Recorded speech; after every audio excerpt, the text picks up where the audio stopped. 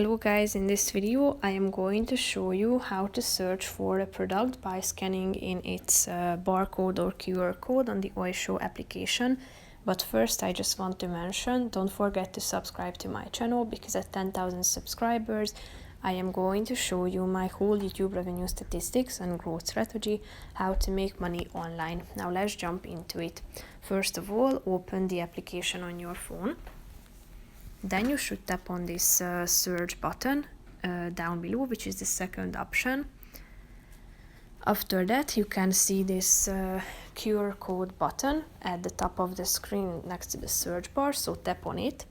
And then you should scan the QR code of the barcode, or you can enter it manually, the code number. So enter it and then you will be able to check out the item. However, if you would like to scan it by using your camera, go to your phone settings, search for the app and tap on camera.